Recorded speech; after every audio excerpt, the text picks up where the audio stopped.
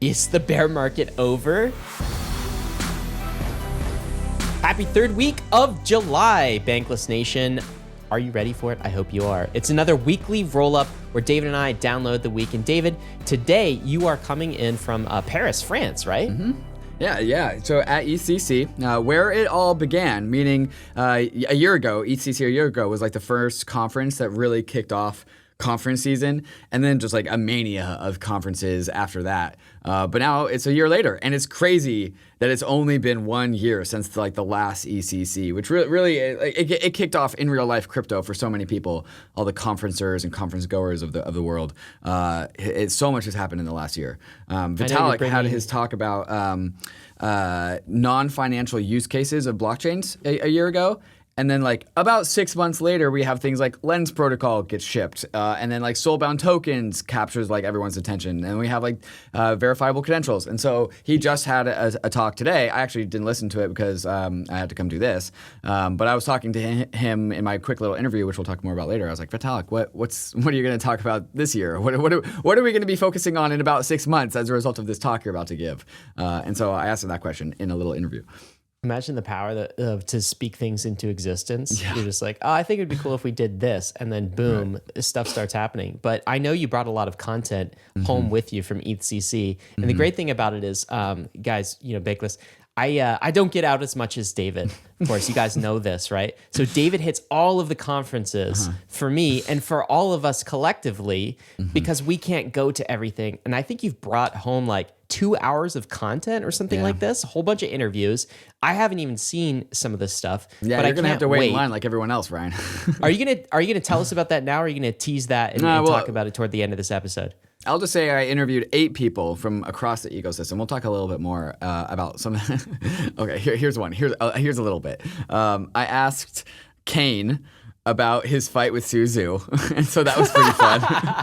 And then I also asked the Starkware team if they would ever move Starkware the layer 2 into Starkware the layer 1. So things just have a little bit more spiciness in real life, and so I enjoyed that angle. I love that.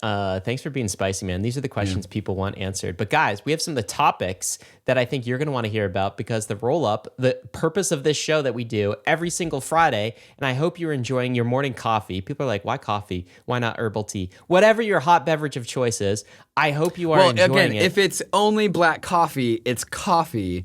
If you add anything to it, it's a beverage. See, like more of this carbs minimalism coming out of David. I don't know. But we've got some topics to cover. We're going to get through them in just a minute. The first is, the question on everyone's mind, I think, is the merge being priced in? Okay, ETH prices are way up from the bottom, but was that the bottom? The question is, was this the shortest bear market ever? What else are we going to talk about this week?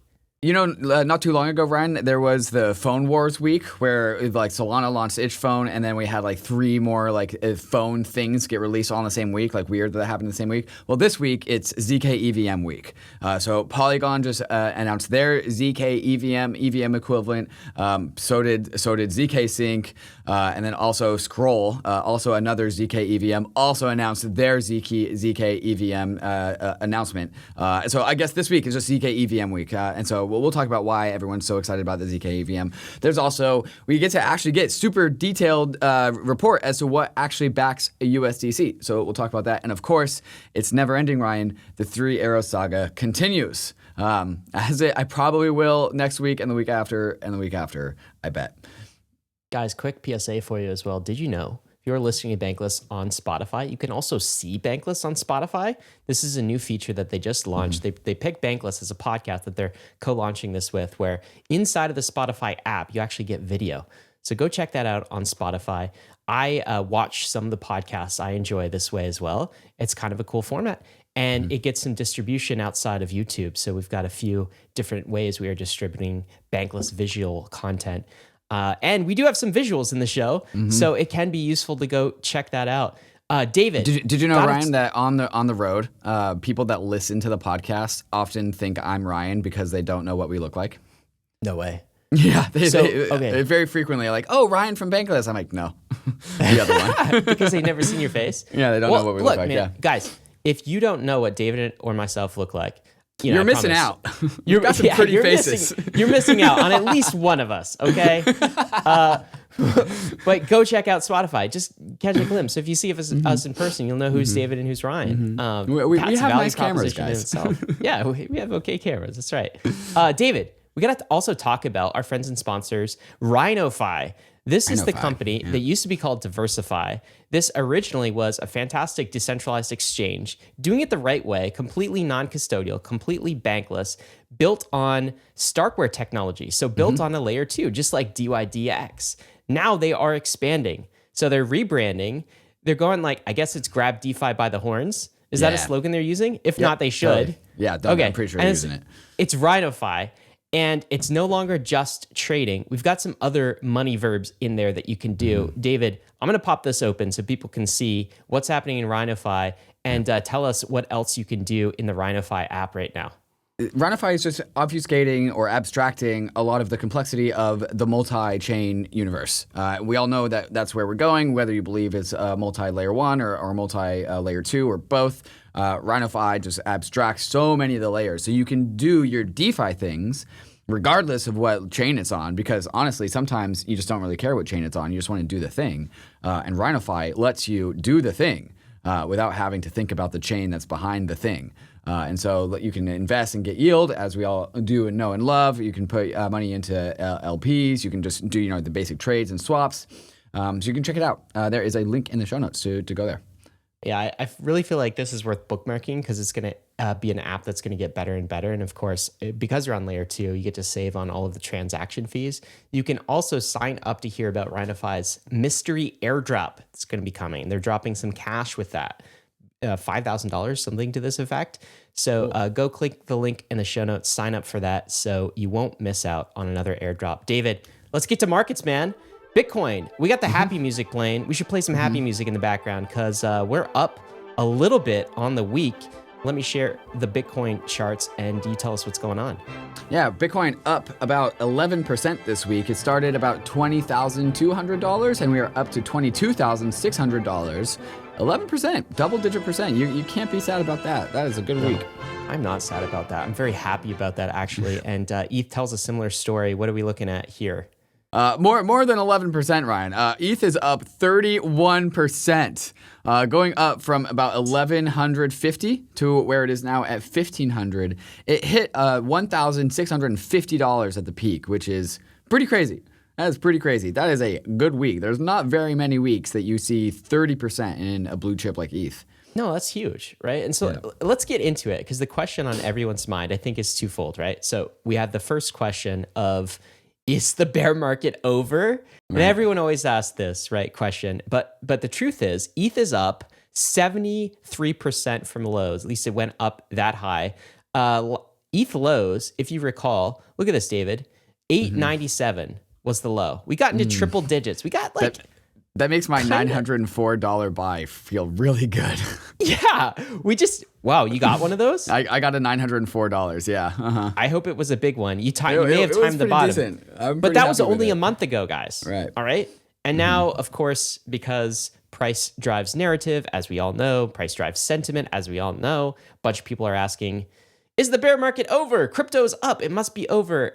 Crypto market cap is over $1 trillion. So that's one question. The other question is, well, it seems like ETH went up a whole lot more than Bitcoin this week.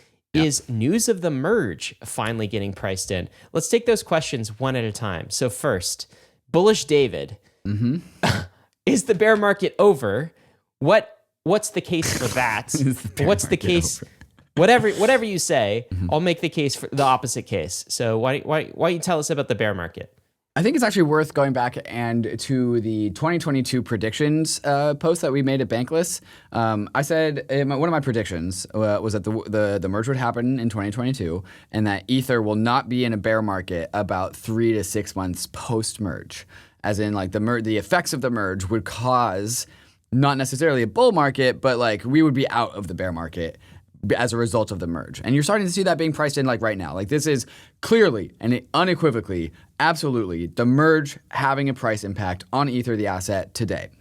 We go for, you're like not very, even in a bull market, even in a mania, it is not, it takes a lot for something to go up 30% in 1 week.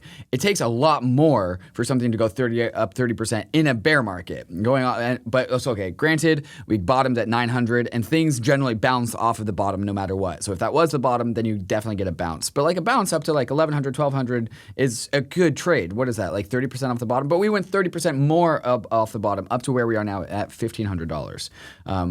Is the bear market over?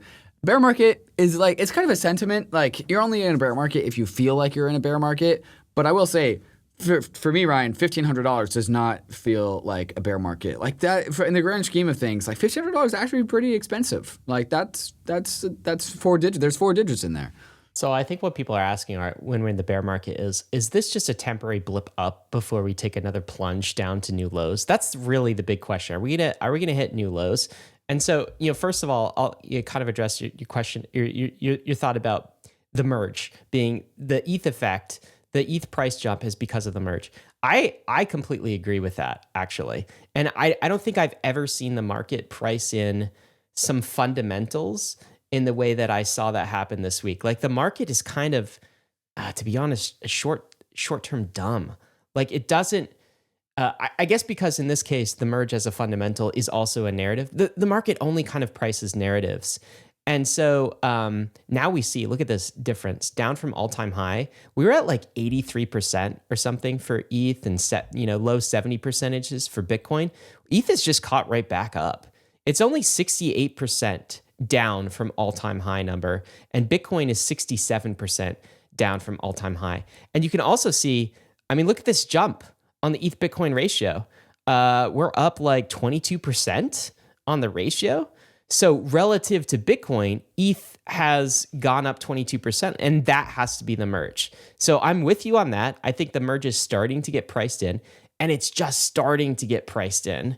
All right. So like maybe there's more to that to come. But let me give kind of the bear case of like why we may not have hit the bottom yet, David. And I think don't want to hear it. No, you got to hear this, okay?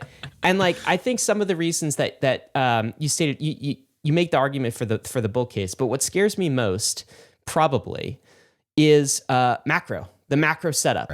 Right? We had Luke Grauman on the episode last week. He's the worst he's ever seen in his career.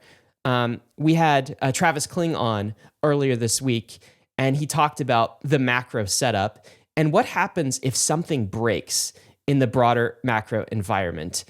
The Fed raises rates too quickly, bond markets break. What's happening with the euro? What's happening with the yen now? Like everything in macro is feeling kind of shaky. And merge or not, if something breaks or something gets really shaky in macro, like we're going down. And we ain't seen the bottom yet, in my opinion. I don't think the merge can save us if that is the setup and if that's what we go to. And I would also say, recall 2018, all right? We go down 80%, something like this, and then we'd pop back up, and everyone would be like, oh, it's over. That was the dip. I hope you bought the dip. Did you buy the dip? And then back down again, and the plunge was even lower than the previous. So this is also the nature of a recovery. It's like a staggered recovery where you go up and you go down, and you go up and you go down, and it's like a staggered plunge as well on the way down. We still might be in that staggered plunge area. And if you were to ask me, I'd still probably, I'm probably 50-50 on it, David.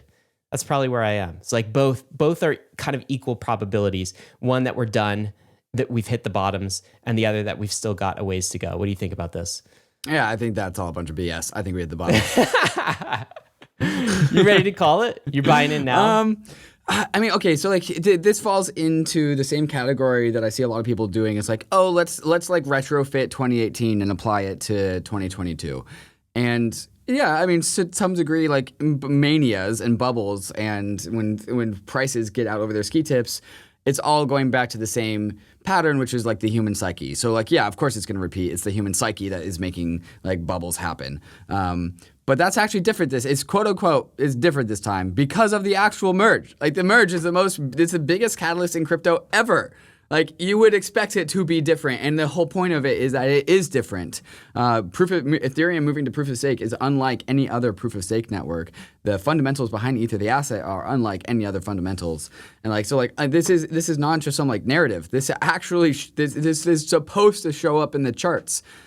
Let me ask though, do you think it could overcome catastrophic or very bad macro news? No, headwinds? I don't think that it will.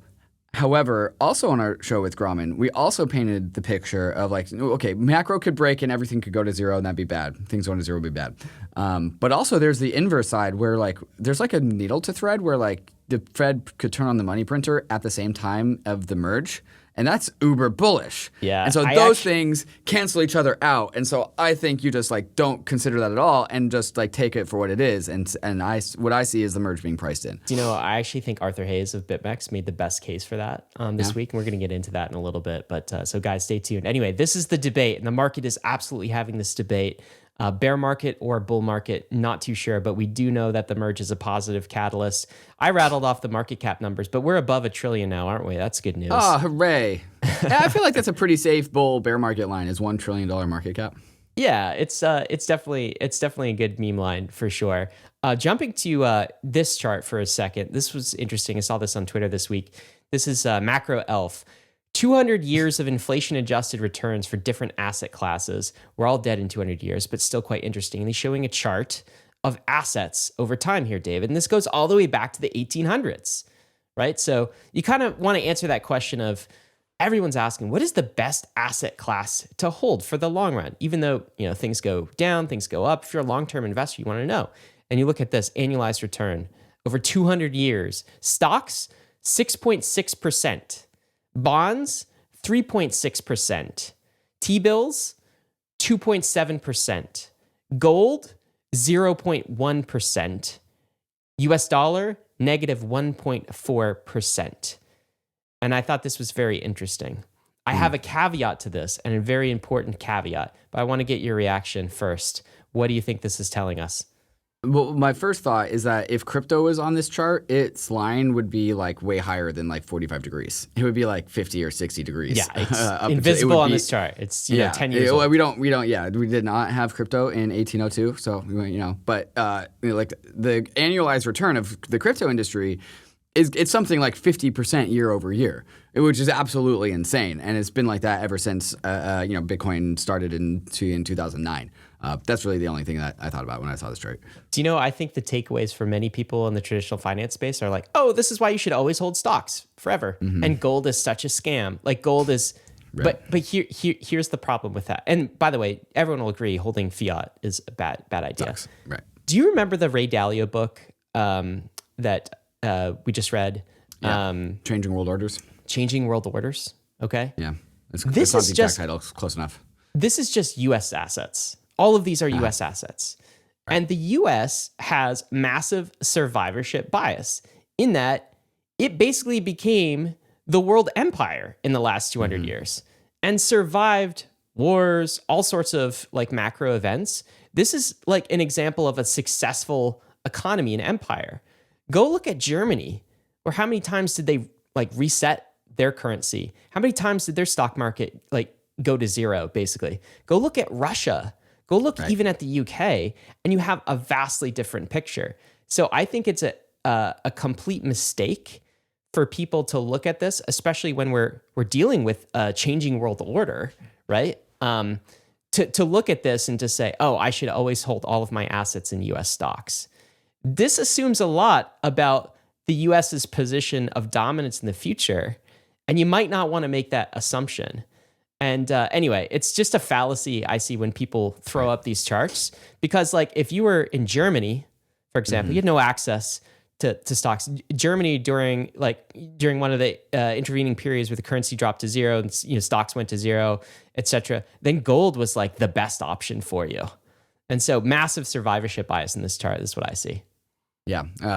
For the viewer, you can just like imagine more or less like a wave. And this is how Ray Dalio illustrates these things. It's like we are stocks, bonds, bills, are riding the wave of the U.S. economy. And empires come and go. And so this can be like, in theory, could be like the peak of a wave, right? And now we're on the decline.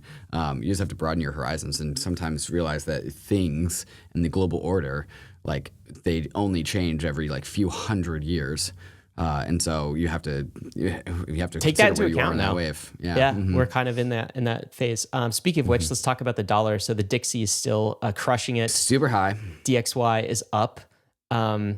I know we asked the question of what is it composed of, the DXY composed of. We've got a table of what it's composed of. So what's in the DXY index? Why is it a measure of dollar strength, and what is it measuring dollar strength against? Yeah, 57% euros, 13.6% Japanese yen, 11.9% British pound, 9% Canadian dollar, and we got tiny little bits of the Swedish krona, okay, and the Swiss franc. And so yeah, this is what the DXY measures against. It's the strength of the dollar against all of these things, but it's basically the euro, 60% the euro. Yeah, absolutely. So no wonder it is rising. And I think that paints the picture and tees us up for Arthur Hayes' take this week. Did you read this article, David? I haven't read this one, so you have to walk me through it. Oh, it's so good. Okay, so it's titled A Samurai, a Knight, and a Yankee. Can you guess who those characters are? I'm going to go ahead and guess that is Japan, Britain, and the United States. Did I get it right? Totally. Yeah. Nice. So, the samurai is the Japanese Central Bank Authority. The Knight is the Euro's Christine Lagarde, and the Yankee is Jerome Powell. Anyway, he kind of walks through them all kind of meeting in this inn and talking. Anyway, that's his narrative tee up. But the summary of this article, I'll read a quote from it. Arthur Hayes says, "I will argue that the only solution left for any governments of countries that are not productive is to pay back their debt loads by inflating them away. Any country that is not productive has to pay off its debt load by inflating it away."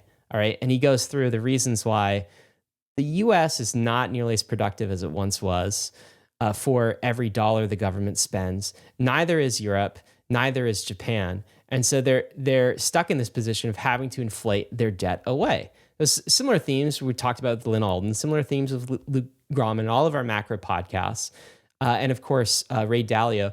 But then he goes into the setup right now, the macro setup right now. And so his first piece is Europe and Japan, all right? From an energy perspective, they're in a bad place because they basically import all of their energy from other countries. They don't have much internal energy production.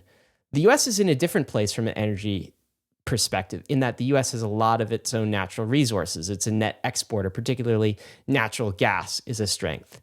And then he goes through the problem with what the EU and Japan are doing is they're inflating their currency. They're effectively going into like yield curve control mode, and they're inflating it against energy. So they're issuing more of it. And this is causing massive inflation for their people. This is like a Weimar Republic type of play. And I know Luke Gromman had talked about this, but they can't get cheap energy from Russia because the war in Ukraine, the US doesn't want them to. And so they're stuck in this rock and a hard place between their population is clamoring for like lower prices on all of their consumer products, specifically energy and food and some others. And yet they can't release the pressure due to like geopolitics. The US doesn't want them to, maybe to some degree. They don't want to as well. So what's going to happen is the DXY is going to continue to rise. The dollar is going to continue to get stronger relative to those currencies. We just talked about that basket of currencies. And inflation in Europe and Japan will continue to rise until there's a breaking point and the population says enough is enough. But the problem for Japan and for Europe is, do they go back to Russia and try to get some cheaper energy, right? And like the US doesn't want them to do that. And so maybe the US says no, there's some political tensions, but they can't stay in their current state of continuing to inflate their currencies against energy and against the dollar. So what do? They have to go to the Yankee, they have to go to Jerome Powell, the US government, they have to go to Treasury, and they have to say, hey, you guys have to help us. If you want us to continue sanction this hard, you guys have to help us out. And so what Treasury is going to have to end up doing is going and buying bonds, buying Japanese bonds, buying euro bonds, and effectively devaluing the dollar relative to these currencies, making these currencies stronger. Okay? What that's going to do is massively inflate the balance sheet of the Fed.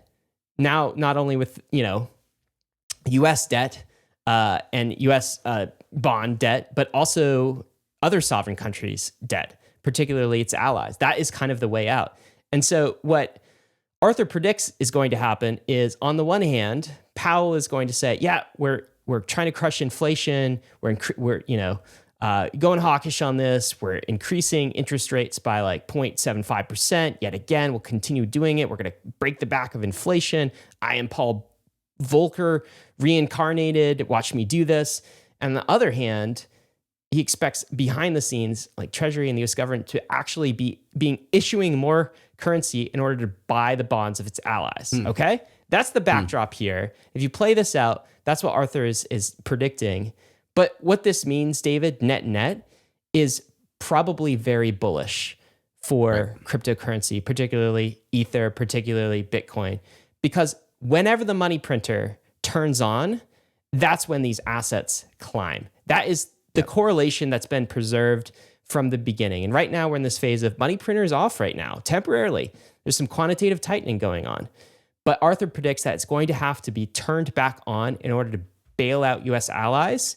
And once that happens, crypto will resume its ascent and take off. So that is the thesis. And to me, it's kind of an aggregation and consolidation of much of the macro discussion we've been having on Bankless. And I think it's a pretty reasonable prediction. Yeah, and that maps onto just like the general thesis that a lot of just, I would say, Bitcoiners have about the state of fiat currencies and nation states, is that you end up in debt, and sure, there's volatility, sure, you have bear markets, but the long-term conclusion of the US dollar is to like inflate away to zero. And all fiat currencies inflate away to zero. And in that world, it's just like bullish for like all assets. Absolutely. Let's talk about another blue chip, or another question that we have, which is DeFi back? All right, so some DeFi blue chips. I'm ready to be heard climbing. again. Are you ready to be heard again? DeFi blue chips have been climbing, so particularly Aave looking good, Uni looking good, MKR also looking good, and they've been climbing even relative to ETH lately. I know we have a chart up here. What are we looking at, David? Yeah, that's the ETH DPI chart since Genesis back in October of 2020. And in ETH terms, it's like down only, but it's been up since May. And refresh people, what is DPI, David? Yeah, DPI is a DeFi Pulse index. It's just an index of a lot of DeFi tokens. And so I think Aave, Uniswap is like the biggest one, but there's, of course, there's Maker, Aave, SushiSwap's in there, a few other ones. It's the blue chips. Just like all the DeFi blue chips, right? And we've talked about the DPI before, but we stopped including it in the weekly rollup because like every single week it was like down. Sad. And yeah, there was no news. It was just like, yeah, it's just down all the time. But not in the last month or so. Ever since May, it's been a little bit up. So the ETH to DPI ratio was about 0.04. We are currently at 0.062, which is a healthy percentage increase. It topped out in the local high at the beginning of January at around 0.075. But Ryan, we are still down very bigly versus ETH because it started like in 2021 at about 0.26. So 1/4 of an ETH was 1 DPI, but now it's just 0.06 of an ETH is 1 DPI. But we know that DeFi protocols are super bullish because they keep on earning all the fees. And so you can see on crypto fees, just like there are meaningful days where Synthetics and Uniswap are beating Bitcoin in daily fees. And so in this particular day with this screenshot, Synthetics was behind Bitcoin, but Synthetics is, from if I'm recalling correctly, earning more fees than Bitcoin most of the time. And that is a lot of fees. Uniswap just sweeping the floor of absolutely everything, getting more protocol fees than Ethereum is, which is nuts. And so like, yeah, like DeFi tokens are down bad, but they're all just like one fee switch away from just like earning a ton of money. Yeah, I totally agree. And David, I know we've got some content coming on Bankless on how to fix the economics and the governance of these DeFi tokens, because I feel like we've got product market fit. We've got like successful protocols generating millions in cash. Now we just got to figure out that fee switch component, and then we're off to the races with DeFi tokens. And I expect like much more of a recovery. Uniswap made $4.6 million in one day on the protocol. That is nuts. Yep. $4.6 million a day. Pretty much all profit too. It's not a lot of operating expenses. Tell me to shut up. That's fine. Tell them to tune into the roll-up tomorrow and they'll understand why you're yelling. I saw this chart this week on Twitter, so I thought about including it. It's an analysis on an Ethereum address. What do they do first on Ethereum? Do they do a DEX trade or do they buy an NFT? And the DEX trade used to be in the lead for the majority of 2021, but it looks pretty clear that the recent trend is your first activity is more likely to be buying an NFT than it is interacting with a decentralized exchange. I mean, we kind of know this. NFTs are for everyone. There's always an NFT out there for you, no matter what. If you don't like NFTs, you just haven't found that one yet. And DeFi exchange stuff, not necessarily for everyone. NFT is about the culture, and DeFi is about finance. Do you think we can just extrapolate this and NFT is going to continue to lead DeFi as the way people access the space for the first time? Do you think that's true? Yeah, I think that's right. Andrew Steinwald said it right. Like, ERC20 tokens or currencies are meant to value stuff. They're a measurement of stuff. But NFTs are the stuff. So, there's going to be a bajillion NFTs and only a handful of ERC20 tokens that are sustainable. I guess in the real world, there is much more non-fungible property than there is fungible property. So that kind of maps to the bits map to the atoms in this case. And I have noticed, David, by the way, that the blue chip NFTs seem to be doing okay. They seem to be holding up relative to ETH. I think the CryptoPunk floor is 80 right now, 80 ETH, something 80 like ETH. that. Feels good. That's not too bad relative to ETH. Relative to fiat, it's down pretty bad. And the ape floor is holding. It's in the 90s, something like this. Yep. So the blue chip NFTs, I think some people would have expected them to really get crushed in ETH terms, and they just haven't.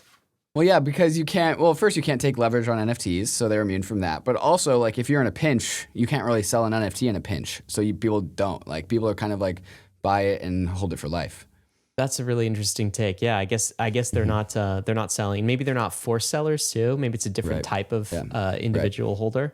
What do we got coming up next? You will be able to leverage up on NFTs later. That is a financial innovation that is definitely coming, and that's going to unlock some absolute degeneracy in this industry. Guys, coming up next, we're going to talk about merge dates. Has the merge date been announced? Maybe, kind of, not really, but it's getting close. Maybe. We're going to talk about that. Also, it seems clear that it's zkRollup season, but the big question is, who's going to be first to market with the first zk EVM rollup? That is Ethereum equivalency. And also, we're going to talk about the Three Arrows Capital. Again, the saga continues. More court documents released. We're going to dive into what all of that means. But before we do, we want to thank the sponsors that made this episode possible. Lens Protocol is an open source tech stack for building decentralized social media applications. It is the new era for social media. We all have toxic relationships with our Web2 apps. We want to break up with them, but we can't. These applications own our digital lives and all the relationships that we've made. We need to break through to a new paradigm of social networking applications that we control rather than them controlling us. Lens isn't a social media app, it's a protocol to let 1,000 Web3 social apps bloom. Lens is a permissionless and transparent social graph that is owned by the user. In crypto, we say not your keys, not your crypto, and on Lens, we say not your keys, not your profile. With Lens, your followers go with you to whatever social media application you want to use. And instead of being trapped by an algorithm chosen by that app, Lens lets you choose the way you want to experience your social media. Lens is the last social media handle that you'll ever need to create. So in order to get started, there is a secret code word in the show notes. Enter that code word in the Google form linked, and you'll be well on your way to entering the world of Web3 social. zkSync is an Ethereum Layer 2 network that is pushing the frontier of high-performance blockchains that don't compromise on security or decentralization. zkSync has combined the power of zero-knowledge rollups and the Ethereum virtual machine, enabling developers to build the greatest Web3 projects possible, ones we haven't even seen yet. Crypto needs its killer applications to onboard the world, but crypto killer apps need zkSync as a platform to build on first. It's generally accepted that zero-knowledge rollups are the conclusion of crypto blockchain scaling technology, and zkSync is leading the charge into the final frontier of crypto economics. So if you're a developer who wants to build your app on a future-proof foundation, which gives your users the best UX possible, check out zkSync's website at zkSync.io. And yes, there's also going to be a token, so give them a follow on Twitter too, at zkSync. The merge is coming. The merge is coming. Ryan, the merge is coming. We kind of have a date, maybe, question mark. It is a actual date. but also with a question mark. It's a maybe date. We are thinking about the 19th of September for the merge. And so here is Superfizz, who pays attention to these things, his tentative timeline. This is also Tim coming out of the All Core Devs call. Okay, so the Goerli testnet gets merged on the 11th of August, and we are live streaming that on Bankless, so tune in for that. And if that goes well, the All Core Devs call after that, I believe on the 18th, we'll plan the next merge, and that will trigger like the Bellatrix and that other name of that testnet that I can't remember. That whole like client will get released, all those the client software that I don't really know the name, I can't really remember. Go watch the episode with Tim Bako if you want those details. That'll happen 2 weeks after the August Goerli merge, and then we will merge 2 weeks after that. So August 18th is the All Core Devs call to pay attention to, but it is tentatively looking like possibly September 19th, 2 weeks after that call. Again, this is not official. This is speculation, but the dates are becoming more and more clear. Everyone is super hungry for this, including the developers. So merge date, question mark? Yeah, that's it. And so you'll find out more. We'll know more after the August 18th, whether the Goerli testnet was successful or failed. The previous dress rehearsals have been successes. Right. You kind of expect this one to be. And if it is successful, I've heard people, the Hell Presses of the world, talk about the merge probability as high as 95% in September. Yeah. So this is the next key Yeah. event, and we'll know much more in the next 2 to 3 weeks about this. So obviously, the whole entire industry has their eyes on the ETH price because of the merge. But like, if you really want to lean into this, like, there's plenty of derivative tokens that are going to have plenty of merge exposure. Lido and Rocket Pool being the obvious ones, but there are also some extremely undervalued staking as a service tokens that are out there. We are actually going to be doing an article on this on Bankless. But if you want to do your own research and get ahead of the game, there's your alpha. You're welcome. Yeah. And by the way, Alpha, go subscribe to the Bankless newsletter if you're just a podcast listener, so you get this stuff in your inbox. All right. Also, let's talk about the second thing, which is it feels like zkRollup season. Feels like all of the rollups are competing for us as Ethereum users. And I got to tell you, that feels good. The big question, I think, is who gets to claim the release of the first zk EVM. That is a fully Ethereum compatible EVM chain in a zkRollup. And before we read out this tweet, David, can you just give people some context on why are zkRollups so cool? What's Awesome. neat about them? And like, I know people have probably heard us talk about rollups a lot and layer 2 and the scalability strategy, but let's get beyond that. Rollups are the way Ethereum scales. We know that. Why are zkRollups special specifically? And why within that are zk EVM rollups special? Okay, quick roll-up TLDR speedrun. We got optimistic roll-ups, and optimistic roll-ups are secured by, like, there is potentially, say that there's an imposter in the building, and if you find the imposter, you can go and you find them and then kick them out, and then you have this like assurance that you can kick them out of the building that you don't want the imposter in. But the imposter can get in the building in the first place, and you have to go and like do the thing to kick them out. A zkRollup is secured by like, no, an imposter can't even enter the building, which is kind of an interesting metaphor. Another way to describe this is optimistic rollups. They're a blockchain that bundle up a bunch of transactions and settle it down to the layer 1. zkRollups are another layer of compression. So it's basically compressing everything by putting into one bundle, but then the zk side of things is like another cryptographic compression on top of that. So we're aggregating a bunch of transactions, compressing that, and that gets put down to the Ethereum layer 1. So the combination of the security model of zkRollups, which means that like you don't have to wait. Like for example, like the outbound bridge out of Arbitrum and Optimism takes 7 days for your Ether or other tokens to clear. Because they want to make sure the security guards can go find the bad guys in the buildings. Right, exactly. And so that had some cost to it. And then there's zkRollups, which because of that security model, all transactions are have instant finality. And so that makes them faster and cheaper, but they also makes them less expressive. So this is why we have had Stark X's, which is like more proprietary app layer chains like DYDX, which is now moving over to Cosmos, but still in the Stark X ecosystem. There's also Immutable X, which is a Stark X chain. These are all proprietary, like custom-built ZK chains for these specific use cases, which brings us into the concept of ZK EVMs, which is a generalizable zkRollup, which is so like we have Optimism and Arbitrum, which are super generalizable. They're just like Ethereum. They can do Solidity. They have the virtual machine. You can write an arbitrary code. You can build whatever. With ZKs, up to this point, you haven't been able to do that. You would have to custom build your own chain, and it would be a zkRollup.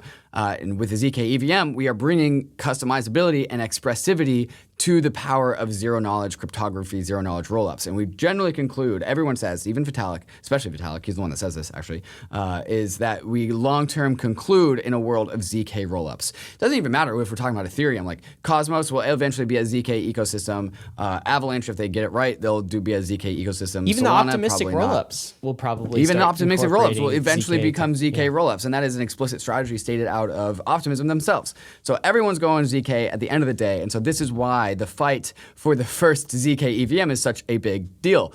Because you have the best sort of scaling compression technology in the world mixed with the EVM, the biggest tech stack of smart contracting languages. And so the ZK EVM is a huge fight. And so this is where we'll get into this tweet that we're showing on screen where John Adler says, congrats to Scroll, Polygon, and zkSync for each announcing the first ZK EVM because it all happened this week. I do think that, I could be wrong on this, I'm pretty sure I'm right. I do think the credit goes to zkSync. I think they had like this stuff out like a year ago. I will say that. But the Twitter army can fact check me on that one. I don't even know who's first. What I love to see though is like them competing to be first. Right. It's so good to see because they are also so nerdy. It's so nerdy, but they're competing for Ethereum users and they're all competing to scale Ethereum. This goes back to like the strategy of Ethereum, which is kind of genius retrospectively, which is to like basically outsource its scalability to a massive number of teams and companies. And so they can expand all at once in like multiple directions, right? It's almost like, reminds me of kind of like some kind of an organism, like, a fungus or something, or it's some kind of a spore that's just like simultaneously expanding in this decentralized way in all of these different directions.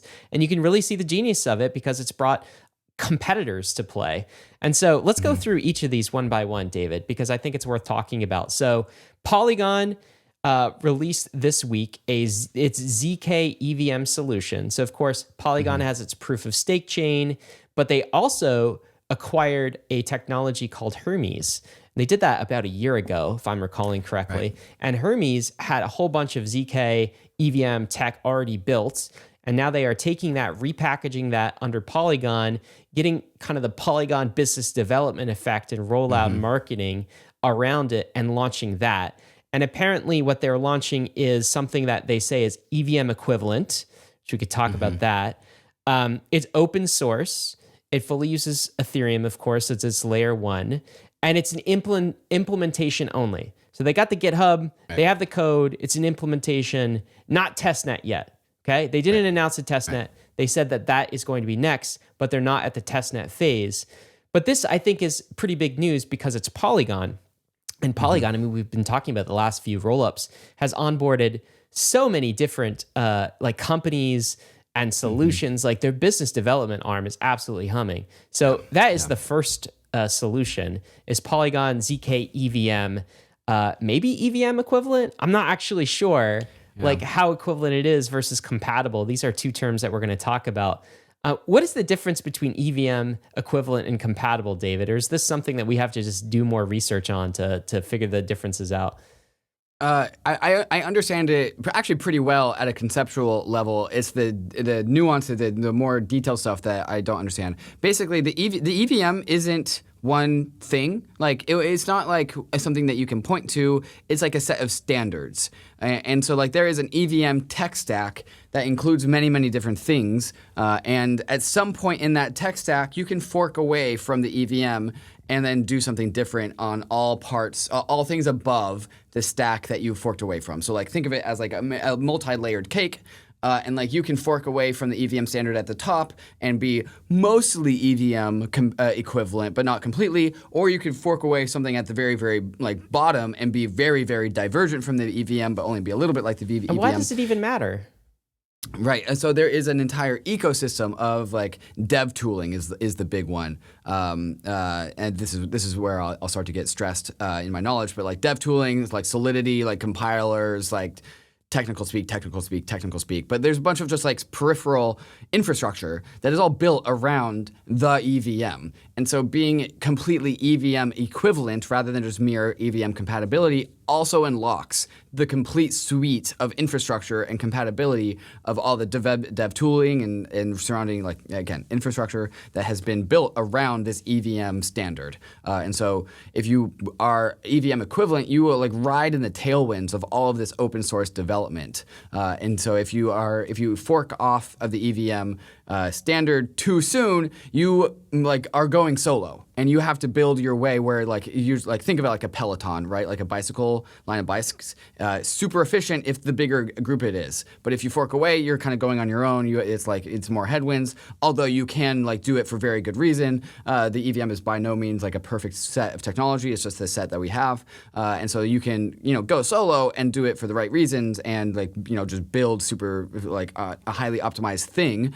But then you also just lose the drafting speed of complete and EVM. This is the point of equivalence and also compatibilities. You take all the stuff that's been built on the EVM and you have the ability to just port it with minimal work. In some cases, zero work. You could take all the Uniswap code, all the Aave code, everything in DeFi, everything in NFTs, and it just works out of the box. That is the point of all of this EVM compatibility and equivalency. Talk about the second one, zkSync. So they've just also announced something this week, and their take on a zkSync, zkEVM. What did they say? Yeah, they're doing the same thing that Polygon did. They say, today we're happy to announce zkSync 2.0. The first zkEVM rollup will be live on mainnet in 100 days. That is about the same roadmap as Polygon. and so I had in my very many set of interviews that I've done at ECC, Mahalo was one of them where we talked about this. And Mahalo from Polygon. From Mahalo from Polygon. I also talked to Alex from zkSync yesterday as well. We were talking about some of this stuff. Everyone's like, again, the timing of this is just so funny. Everyone's about on the same timeline with like launching the they're zkEVM. rushing. It's a roll-up race, basically.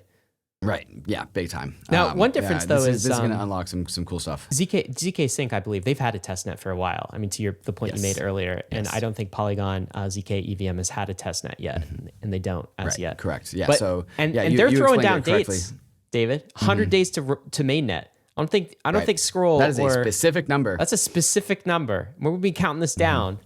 But yeah, that would be great. And it's a similar solution, right? I mean, we should probably do a whole episode on the differences between these things. All these zkEVM competitors, let's just put them all in the same Zoom and see what happens. Seriously though, we'll just ask questions of them and let's kind of see what happens. Okay, now here's the third. Who's going to be first, guys? Yeah, here's the third that announced. So this is the third is Scroll.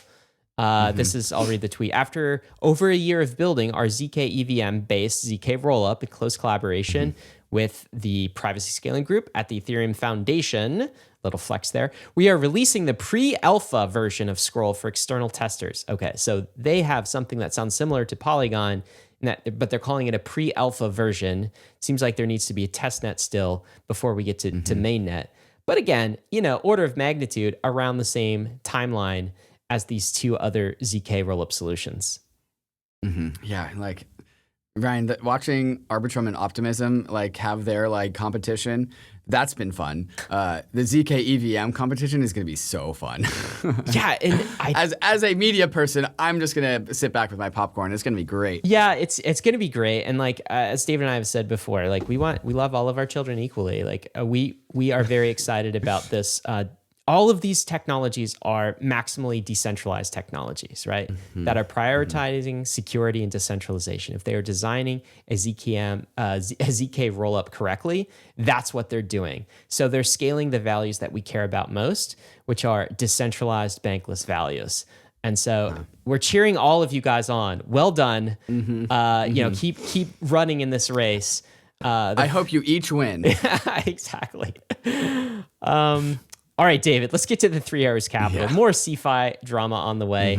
This time, I think the leading news is there was an affidavit that was released. Remember, we talked about so much, all of this would be settled in court documents. This is like a 1,000-page court document that like that people... does not scream efficiency to me, Ryan. No, it does not. I mean, this is not written on chain anywhere. It's like 1,157 pages of legal docs. Imagine how Who's going to read that? How Not much me. money did it cost? Like, ignore kind of the court system and all of the infrastructure, but like just to create a document like this and gather all these facts.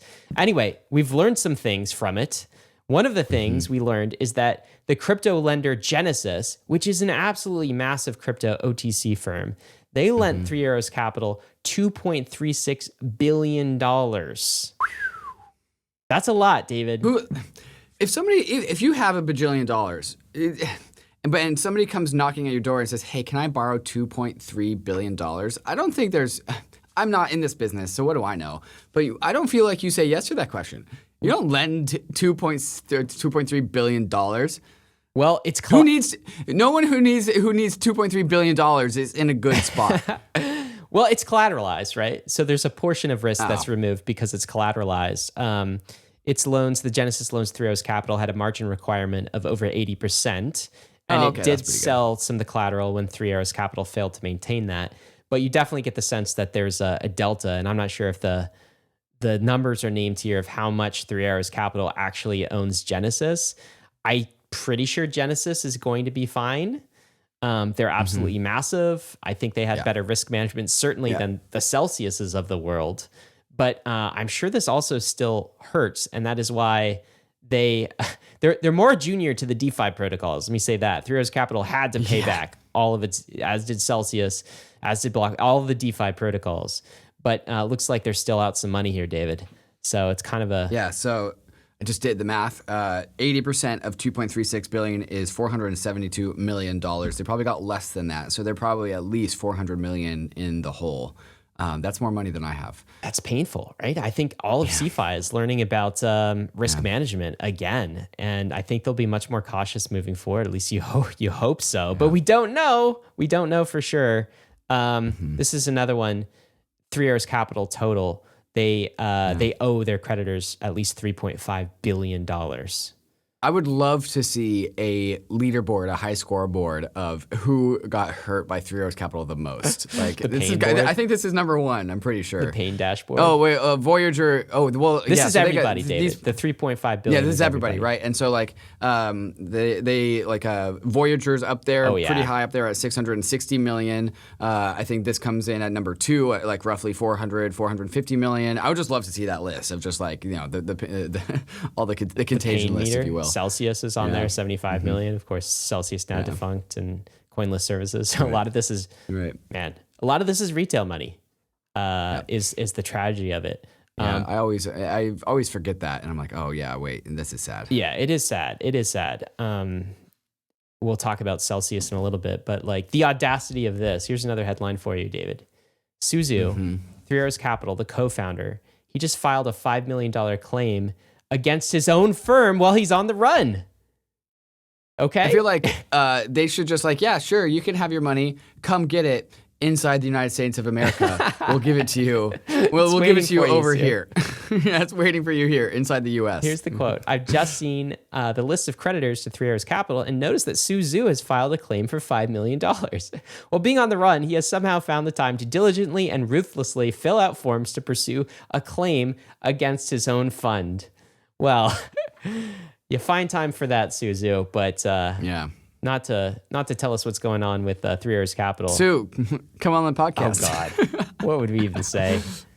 I've got some thoughts. Celsius. This is going back to Celsius and some of that retail money, but we have some new news as to what the gap might be.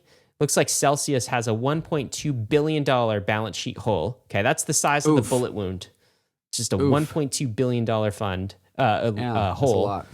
And that they have, let's see, Celsius has $5.5 billion in liabilities. That's the bad stuff, and $4.3 billion in assets. So you can see where we get the delta of $1.2 billion.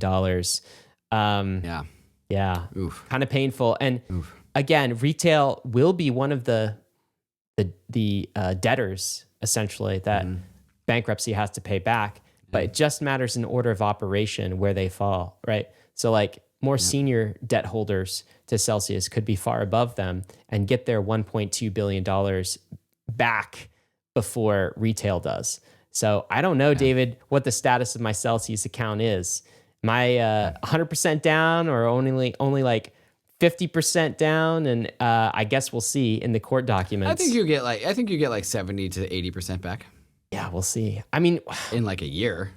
What's so interesting is like, again, I don't have to like, but DeFi has not had this problem whatsoever. Like, we're gonna watch this play out over weeks and months and years as we have in the rollups. I'm already almost sick of talking about it. It's just. Right. Oh, we're talking about it next week. All right. But DeFi just happens so quickly and everything's on chain. Like all of the pain is over basically instantly. 24 hours. We don't have to go to courts. We don't have to have 1,000-page documents. That in itself is a beautiful thing and certainly much more time efficient. What else we got in the roll-up, David? What do we talk about? All right, coming up next in the second half of the show, the ENS markets continue to be super hot. Somebody accidentally bought something for 100 ETH and they didn't mean to, an ENS named Jesus.ETH. We'll go into that. That's a fun little story. Also, what exactly backs a USDC? Now we know. And also, there's a new token coming. It's a bridge token, but I'm not going to say which because I'm going to tell you as soon as we get back from some of these fantastic sponsors that make the show possible. JUNO is bringing crypto-friendly banking straight into your checking account. With JUNO, you can send money from your JUNO checking account straight onto a layer 2, like Polygon, Optimism, ARBITRUM, and they have zkSync and StarkNet support on their way. You can skip the ACH wait times, you can skip all the gas fees, and go straight from your checking account to an Ethereum layer 2 in seconds. Inside JUNO, you can buy and sell crypto with $0 fees, and your JUNO checking account comes with a metal MasterCard that gives you up to 5% cash back on your spending. JUNO is also giving you $10 cash back on your first crypto deposit and $100 when you set up a direct deposit. This ad just writes itself, so go sign up at juno.finance/bankless. The Brave browser is the user-first browser for the Web3 internet, with over 60 million monthly active users. And inside the Brave browser, you'll find the Brave wallet, the secure multi-chain crypto wallet built right into the browser. Web3 is freedom from big tech and Wall Street, more control and better privacy, but there's a weak point in Web3, your crypto wallet. And most crypto wallets are browser extensions, which can easily be spoofed. But the Brave wallet is different. No extensions are required, which gives Brave browser an extra level of security versus other wallets. Brave wallet is your secure passport for the possibilities of Web3 and supports multiple chains, including Ethereum and Solana. You can even buy crypto directly inside the wallet with Ramp. And of course, you can store, send, and swap your crypto assets, manage your NFTs, and connect to other wallets and DeFi apps. So whether you're new to crypto or you're a seasoned pro, it's time to ditch those risky extensions, and it's time to switch to the Brave wallet. Download Brave at brave.com/bankless and click the wallet icon to get started. And we're back. Jeremy Allaire tweets out, Jeremy Allaire of Circle, who runs USDC, says, as a part of our commitment to increasing transparency and disclosure around USDC, today we are publishing our first monthly breakdown of the USDC Treasury reserve assets by each and every Treasury bond and list of cash reserve custodians. They even have something, Ryan, called the CUSIP, which sounds like a serial number for our particular Treasury or something. So they're down to the serial numbers of their assets and the valued. So like this is the most amount of disclosure that I've ever seen any bank or any financial institution. Nice job, Circle. Well done. Well done. Yeah, it's great. And so what is backing your USDC? Well, it's almost all US Treasuries. So 42 million of the 55 is Treasuries, and the other 13 million is cash in the bank, in actual bank accounts. That's what's backing it. So mostly Treasuries, and then some dollars in a bank account. So it's pretty much digital bank account dollars. It's pretty much your Wells Fargo dollars, some Treasury, except tokenized. That's what a USDC is. Aren't Treasuries bullish in high interest rates? So isn't interest rates going up good for the USDC business model? I think that's right.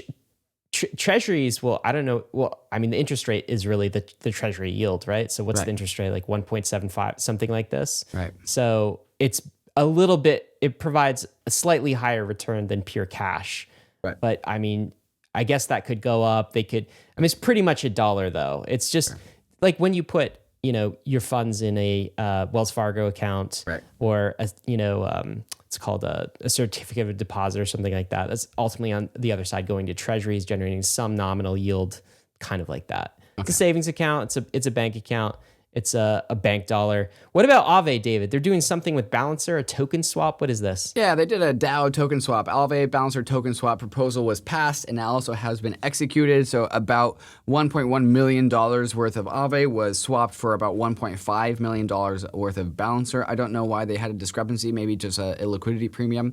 So now Aave owns some BAL and BAL owns some Aave. We did a show with them forever ago about how Balancer would use Aave in the back end to increase the yield for a lot of the assets deposited into Balancer LPs.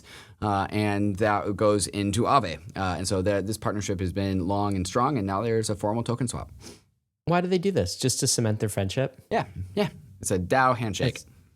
We're now more aligned than we were previous to this token swap. Yep. It's interesting. Cool. Curve is also announcing, or there's rumor that Curve is going to be releasing a stablecoin, CRV US dollar. Do you know anything about this rumor? I saw this tweet.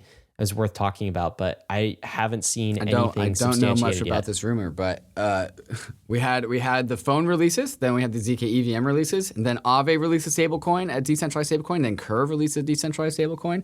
Some really cool developments coming out. I would love to cover this when the details are out.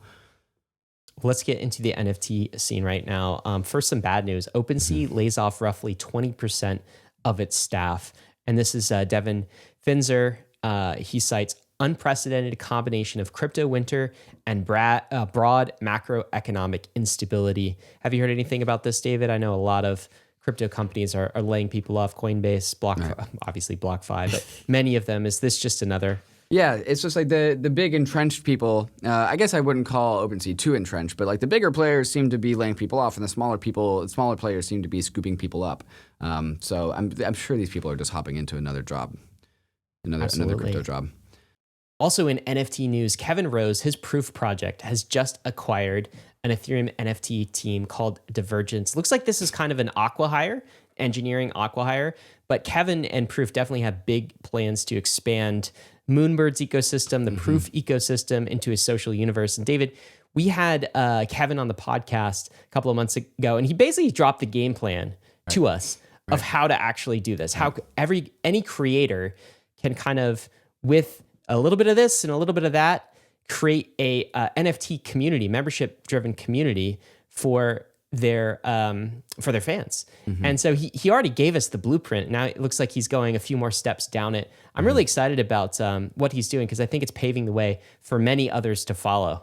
He said he was very committed into seeing this thing. He was fully committed to this whole thing, and like it definitely has shown up in stuff like this. The Proof ecosystem, like you said, kind of just giving people a blueprint to do similar things. Yes, I hope they do. I think we are learning some lessons from it as well, David. I think we are.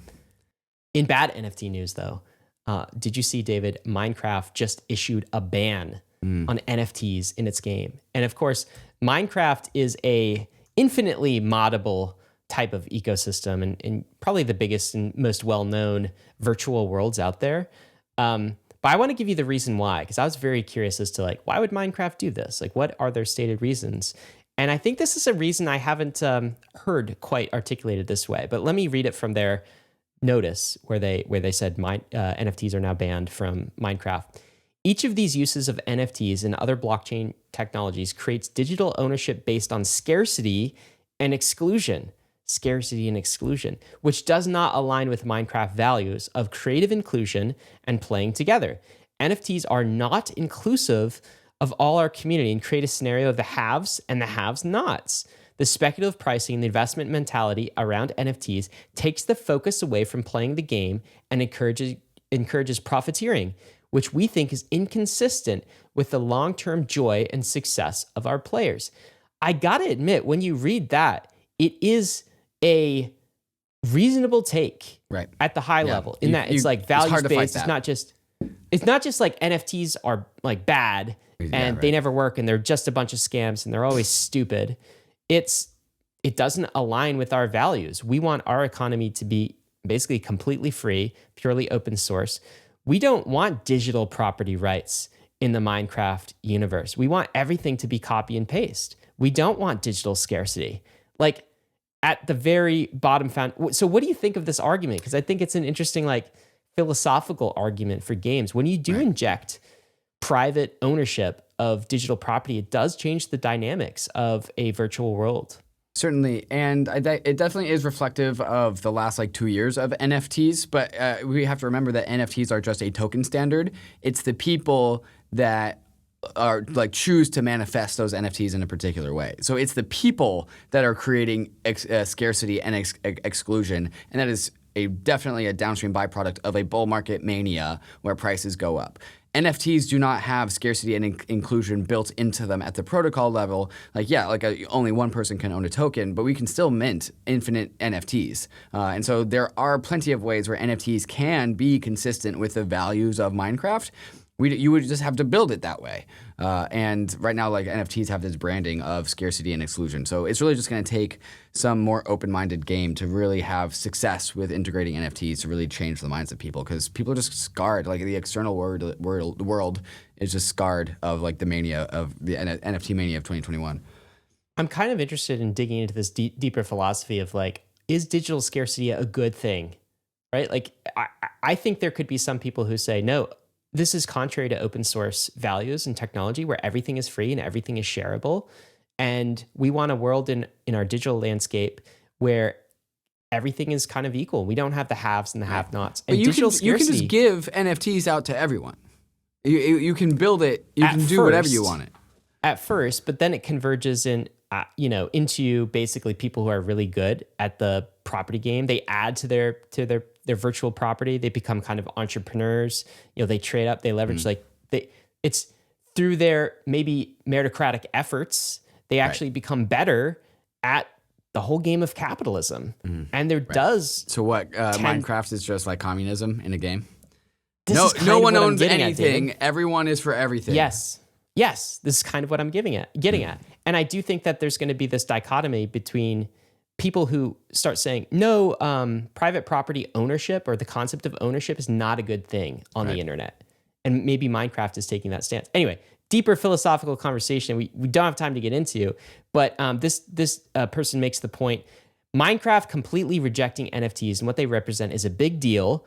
Minecraft is the most successful video game in virtual world in history and was a big target for NFT racketeering. Minecraft has decided NFTs have no place in its future. Here's another tweet. Somebody who built like NFT worlds, I think, on top of Minecraft, like kind of an NFT mod extension on Minecraft. And, rest in peace. It's no longer going to work. They're banning that completely. So it does set the precedent for the entire virtual world gaming community if Minecraft is taking this stance of, no, we don't want private property in our games. Right. Well, I mean, eventually they will come around because that's where incentives lie. Yeah. It's just up to us to not be degenerates with our NFTs. Why don't you breeze over this, David, but notice some of the top 5 on OpenSea. Yeah, so a while ago, I got very emotional about the Nickelodeon NFTs that were coming out because they're going to eventually release a SpongeBob NFT, and I'm going to buy it, and none of you will because I'm going to buy it. No matter the price. No matter the price. Take all of David's ETH. Yeah, take it all. Every single one. But the SpongeBob NFT is not out, but the Rugrats and Hey Arnold NFTs are out. And so there was 342 ETH worth of volume in 24 hours on these Nickelodeon NFTs. These are actual, real Nickelodeon IP NFTs issued by Nickelodeon. So cool. Cool. Brings out the 90s child in me. All right, so 90s child. Like, what SpongeBob character is your thing? Like, would you buy actual SpongeBob? Or are you buying like Squidward or someone else? Question. Well, you got to think hard about this, man. Yeah. I could get a Gary. Get a Gary? I could get a Gary. Yeah. There you go. David's buying the Gary. Don't front run him. Yeah. All right. What's happening here in .eth world? Amazon.eth has a 1 million USDC bid for it. It has not been accepted. That bid expired. So no deal. No deal. But some other NFTs are going strong. God.eth, what's this? Well, yeah. So this also I don't think was accepted, but somebody put 700 ETH bid on God.eth. I don't know if that was accepted or not. Jesus.eth was put up for sale for 1,000 ETH. I would not value it that much. I think that that's too high. NFTs, That's too high. .eths are getting a little silly right now. Is that what it feels like to you? A little bit. But I mean, what's this story? I mean, God.eth, like that's a gem. That's a gem. Yeah. How I can guess you so. hate that? Yeah. There's a fun, quick little story. People are like also minting like sentences as their like ENS name. They're probably not using it. It's more of like a meme. So somebody minted, "Stop doing fake bids. It's honestly lame. My guy.eth." And because people were putting a fake bids onto their NFT, and then that person put a 100 ETH offer on it, or somebody put a 100 ETH offer on it as a fake bid, right? But then that person sold their NFT for 1.8 ETH which was a real bid. But then they forgot to cancel the 100 ETH bid the offer that they put on, and so the new buyer bought it for 1.8 ETH and then accepted the 100 ETH bid, and so the person got their original ENS name back, but then they lost 100 ETH because they forgot to cancel their 100 ETH offer. Wow. Oof, that's a big oof. Yeah, that's a 98 ETH loss there for just fooling around with DAI ETHs and being funny.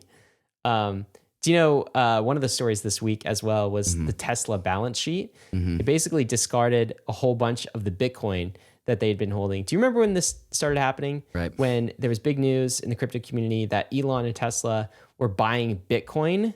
Well, apparently they sold 75% of their Bitcoin at an average price of 28K, almost 29K, which is nearly a 9% discount from their average entry of 31K. They did not have the conviction to hold the dip, David. Look, they just bought, like it went down 10% from their purchase price, and they were like, "Oh, panic, gotta sell," and they sold. Like, oh, we want off, no more. Yeah, we want the roller off this coaster. ride. But what's crazy about that? So, of course, like one narrative is, do you remember when the popular narrative is probably a year ago? Is like all of the companies, all the Fortune 500s were gonna start buying Bitcoin for their balance sheet. Right. That really didn't happen. Not really. And what you're it was seeing just now, Sailor. Yeah, it was pretty much just Saylor, a few others, and even Tesla when they got in, they just sold, and so there's that piece of it. But there's also this point, David, that Kallio makes. Right. So the Kallio says on Twitter, "Lol, so Elon basically liquidated 3 Years Capital because this happened a while ago. This wasn't like in the last week or so. The news of this came out because of like a quarterly filings or something from Tesla. But the price at which they sold their Bitcoin at $28,800 was like right before the big leg down for Bitcoin between like $29,000 and where it bottomed out at like $1,800. And so like the meme is that Tesla sold 75% of their Bitcoin, causing the price to go down, which caused 3 Years Capital to get liquidated. That's crazy. I don't know. Ironic, very, very strange. I mean, I'll never cease to be surprised in crypto of what's going on. Coming up next, we got a new token. Here's that bridge token that I promised. Across protocol, they tweet out, "When alpha, now is the alpha. The first stage of the Across token launch is live today. They're launching an Across referral link program. And there is a bunch of, it's like a referral program. Like you get your own link and then you send people, and if they send people there, and if they use your link to go across the Across bridge, you get a ACX tokens as a function of how much fees that you paid for the protocol. I think if you pay like $1 in fees, you get like 80 cents worth of a token. Seems a little gameable, Ryan. So I'm a little bit concerned about that, but I'm sure that they know this. I actually just saw Hart Lambert of UMA, which is the team behind Across, earlier yesterday. So here are the tiers. I don't know what this rate is. Maybe 40% of the fees. I think we got Copper, Bronze, Silver, Gold, Premium. Copper, you get a 40% rate by just like creating the link. Bronze, 50% rate if 3 unique referral transfers or $50,000 in volume. And then that scales up to Platinum at the very top. 80% return rate, 20 unique referral transfers or $500K in volume. Damn, we should have our link, our referral link ready, but we don't. We gotta create that. Yeah, good opportunity there, and innovative ways to earn tokens. I think this cycle, this is kind of the way airdrops are moving. Is you have to do some things to earn your airdrops in the future. Only raised this week is this one. NFT fraud fighters Optic. They raised an $11 million seed funding round. Okay, this seems to be a way to authenticate basically the authenticity of an NFT.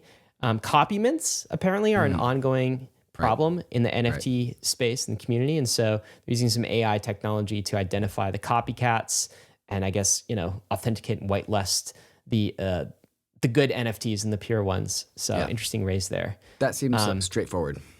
Yeah. Getting into jobs, David. Crypto is still hiring. As you say, it's specifically the smaller companies this time around. Should I read out a few? Yeah, let's do it. This is your reminder to get a job in crypto. Now's the opportunity. Bear market can be completely ignored because the job market is hopping. Streams is hiring a financial analyst. Stakefish is a smart contract software engineer. Stakefish, again, a back-end full-stack software engineer, also a blockchain marketer. It's non-technical. A front-end software engineer, a DevOps engineer. Ethereum Foundation here, hiring a front-end engineer. Uniswap Labs is hiring. Are You Generous is hiring. Chainlink Labs. Whole bunch of companies and projects hiring right now. You can go check out that list at the bankless.pallet.com board. Also sign up for that. That was David, the worst dancing that I've ever done. What's coming up next? Man, you're in Paris. It's like I'm in tired. the 90s. You're tired. You've been going all day. I stayed out very What late time last is it night. for you? Did you? It is, 6:30. I saw the Aave on your calendar too. Are you still going to hit that tonight? Oh, yeah. Yeah. I'm, after this, taking a nap, I'm going and getting dinner, and going to the Aave. Yeah, make that a long nap, man, because you got to catch up. You got to catch up a little bit. What's coming up next, though?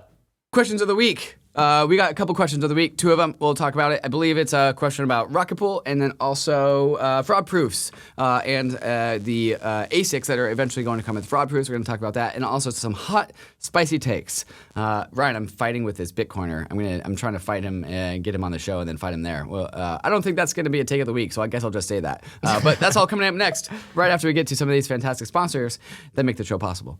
ARBITRUM is an Ethereum Layer 2 scaling solution that is going to completely change how we use DeFi and NFTs. Some of the coolest new NFT collections have chosen ARBITRUM as their home, while DeFi protocols continue to see increased liquidity and usage. You can now bridge straight into ARBITRUM from more than 10 different exchanges, including Binance, FTX, Huobi, and Crypto.com. Once on ARBITRUM, you'll enjoy fast transactions with cheap fees, allowing you to explore new frontiers of the crypto universe. New to ARBITRUM, for a limited time, you can get ARBITRUM NFTs designed by the famous artists Ratwell and Sugoi for joining the ARBITRUM Odyssey. The Odyssey is an 8-week-long event where you complete on-chain activities and receive a free NFT as a reward. Find out more by visiting the Discord at discord.gg/arbitrum. You can also bridge your assets to ARBITRUM at bridge.arbitrum.io and access all of ARBITRUM's apps at portal.arbitrum.one in order to experience DeFi and NFTs the way it was always meant to be: fast, cheap, secure, and friction-free. Rocket Pool is your friendly, decentralized Ethereum staking protocol. You can stake your ETH with Rocket Pool and get our ETH in return, allowing you to stake your ETH and use it in DeFi at the same time. You can get 4% on your ETH by staking it with Rocket Pool, but you can get even more by running a node. Rocket Pool is the only staking provider that allows anyone to permissionlessly join their network of validating nodes. Running a Rocket Pool node is easier to set up than running a solo node, and you only need 16 ETH to get started. Why would you do this? You get an extra 15% staking commission on the pooled ETH, so your APY is boosted. So if you're bullish ETH staking, you can increase your APY and get some extra tokens by adding your node to the decentralized Rocket Pool network, which currently has over 1,000 independent validators. It's yield farming, but with Ethereum nodes. You can get started at rocketpool.net and also join the Rocket Pool community in their Discord. You can find me hanging out there sometimes in the chat, so I'll see you there. All right, guys, we are back, starting with the questions for David and myself in the weekly roll-up. Just a reminder, if you have a question, go follow Bankless HQ on Twitter, and we are tweeting out we're asking you for questions once a week, and you can respond to that tweet thread and get your question in. This is the first one from Top. In the past, you have mentioned that Bankless spun up X amount of mini pools via Rocket Pool. It's true. We are staking via Rocket Pool right now. What are the benefits of having multi-mini pools versus a full node? I think people are asking these questions because they're getting excited about staking, David, but what are the benefits of a multi-mini pool versus a full node in the Rocket Pool ecosystem? Oh, I love this question. This is basically the why Rocket Pool question. Okay, so why Rocket Pool? So in Rocket Pool, a node operator, in the normal node operator is 32 ETH on a node that you run, and then you just stake your ETH and run the node, and that's what you do. With Rocket Pool, you spin up a Rocket Pool node, which basically is a node that is also part of the Rocket Pool network. Instead of putting in 32 ETH, you put in 16 ETH.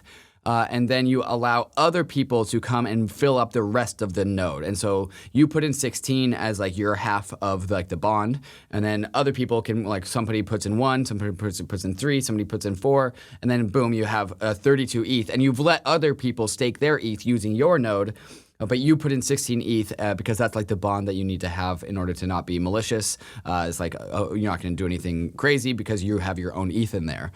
What are the benefits of doing that? Well, first, I mean, we can just talk about the altruist part of it. It was like you allow other people to stake their ETH, which is nice. Good job. Good for you.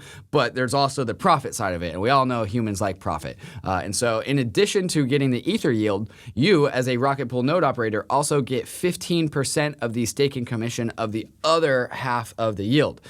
So if there's like a 7% ETH yield, which is about expected post merge, you get 15% of the ETH of that 7% of the 16 ETH that is in the other half of your Rocket Pool node. So you get a boost in your ETH APY. You also don't need 32 ETH. You only need 16 ETH to get that started. But in addition to that, you also get RPL issuance. And so if you run a Rocket Pool node, you get RPL distributions because you also need RPL as a bond to also bond that to your Rocket Pool node to make sure this thing is super secure. So you get more ETH yield by running a node with Rocket Pool. You also get RPL token emissions as well. Yeah, exactly right, David. Well said. That's why we're running some nodes, and it's going pretty well so far. Very exciting. Yeah, I think we've tested 3 blocks so far. We're up to 3. 3 blocks. That's not bad for like 3 weeks, 4 weeks we've been doing. Yeah. This. So if anyone pays attention to the graffiti in on the beacon chain, you'll know it when you get a block because our graffiti is Bankless was here. Exclamation point. Next question. This is a question from Incognito. Are ZK rollups just like proof of work, especially in terms of energy consumption? Good question. We've been talking about ZK rollups the entire time. I mean, from here, and he includes a link, it says off-chain transactions are being bundled and generate cryptographic proofs. Not really sure, but isn't this just like proof of work and needs much energy? So the question of, some sequencers are required, a tech stack is required, and ASICs are essentially required to run ZK rollups, right? And the question is, are these going to be as energy intensive as proof of work? And so have we just shifted the problem to rollups and now it's a ZK problem? What's your answer to that question? Yeah, the very simple answer is that proof of work is a race. And so you are incentivized to consume as much electricity as possible because you need to be first. With ZK rollups, ZK rollups also can benefit from ASICs to make their proof generation faster, just like a proof of work runs on ASICs. But it's about the economic model, where with a ZK rollup, you don't need to be first to generate that proof. You just need to generate the proof, and you don't really get there's no reward for doing it. You just need to run the proof. So one ASIC can support an entire ZK rollup, for example. And so we don't need warehouses and warehouses and warehouses of ASICs to secure a ZK rollup. You just need to generate the proof. And so because there's only one machine doing that or a few machines, no, absolutely not. We will definitely not get anywhere near the level of electricity consumption. It's basically zero. There's basically zero energy consumption to generate a proof. It's like running a program on your laptop. It's not that hard. Exactly, yeah. Proof of work is pretty unique in its energy consumption profile, I'd say. All right, last question of the week. Maj80.eth says, Polygon is killing it, but do develops like the ZK EVM benefit the ETH token, or do these developments benefit or increase the value of just the Matic token? Do you think there are any merits to seeing Polygon as a competitor to Ethereum? So yeah, this is the classic alignment question. Are rollups aligned with the layer 1? And the answer isn't holistically absolutely yes, because it is actually a different blockchain. It is not Ethereum itself, therefore it has a different level of alignment. Now, is that alignment misaligned or aligned? It's a spectrum. You can be highly, highly aligned with Ethereum. I would put Optimism in this camp. They were going after EVM equivalence very, very early. And EVM equivalence is, I would say, strong Ethereum alignment. In addition to that, they don't use the OP token as their own native currency token. They use ETH. So that is strong Ethereum alignment. So I would say Optimism is highly, highly aligned with Ethereum. Not just at the protocol level, but also in the philosophy and values level. On the very other side of the spectrum, I might put something like the Starkware ecosystem and Starknet, where they announced their token is a native payment token rather than ETH for the Starknet. And they also have like layer 3s on top of the layer 2. They also have their own coding language. And like culturally, I wouldn't compare them to sharing the same values of Ethereum, at least not as much as I would with Optimism. So there's a spectrum here of like alignment. So Polygon killing it, but do the benefits benefit or increase the value of Ether or just Matic? It's both. There is a little bit of a misalignment, but that is just the bargain that you make when you produce a different blockchain. You have to optimize for something different. You are not the Ethereum layer 1. But I would definitely say it absolutely, all things on all layer 2s that settle on the Ethereum layer 1 always ultimately benefit Ethereum. The mere concept of just buying block space and using Ether to do that and burning Ether is like the minimum level of alignment required to have a mutually aligned system. And so the answer is both. Yeah, and I think across that spectrum, as you said, they outsource monetary supremacy differently to Ethereum, right? Arbitrum Optimism, they use ETH completely. With Polygon, they're using ETH as the gas token, and they're using Matic for staking. And with Starkware, as you mentioned, wait, no, Matic's the gas token. No, it's not. Not for the zk EVM stuff. Oh yeah, for the zk, Sandeep just mentioned this and kind of confirmed it because people were asking questions about that. And then Starknet, as you said, that's going to be completely using its own token. And this kind of reminds me of, you know how we use I'm just obsessed with this analogy of like federal government versus states. I just love this analogy, right? And it's like if you look at kind of the early United States, you know, many individual states had their own currencies. Right. And that actually stopped when the Constitution started being enforced, was written and put into law, into practice. Because in Article 1 of the Constitution, it says Congress gets the power to coin money and regulate the value of foreign coin. And it also says no state gets the ability to coin money. Right? So that was embedded in Congress, in the Constitution. On Ethereum, that is not embedded in the Ethereum Constitution. So if you are a rollup, if you're a consumer of Ethereum block space, there is no protocol mandate that you must use the Ether token. So it's a bit of a different setup. On the layer 2, it does mandate it on the layer 1. So you do have to use the currency at the layer 1. That is completely true. And so on the layer 1, to your point, if any blockchain is a rollup and they are paying for Ethereum block space, they are a net consumer of Ethereum block space, then they are net accretive to Ether. And some of these states might want to preserve their own currencies as well. So they might use Ether plus their own currency. There is a world, maybe, where one of these states become large enough that they decide to fork off from the union entirely, right? So Texas, okay? They become so large, their economy is so great, they start to say, we're better off without just Ethereum. And we want to kind of launch our own chain as a layer 1 and fork off and leave Ethereum. We'll still have treaties with them and alliance, but we won't have the monetary union and that is possible. So I think we'll see lots of different outcomes. And I guess the bottom line is none of these rollups are positioned in a way that make them a layer 1 settlement for other rollups and for foreign governments. And for other rollups, we'll have to see how that changes in the future. But each of them are taking a different approach. Anyway, that's that. Takes of the week, David. On to the takes. Let's do it. We got one from BlockFi. This is Ryan Selkis. What is he saying?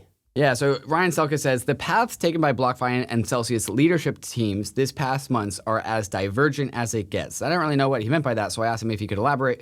And Ryan Selkis continues saying, Celsius fought to the last minute to save themselves, and they put user funds at risk. BlockFi fire sold to a bidder that would protect user funds at all costs. Thank you, BlockFi. Nice job. Also, Celsius, F off.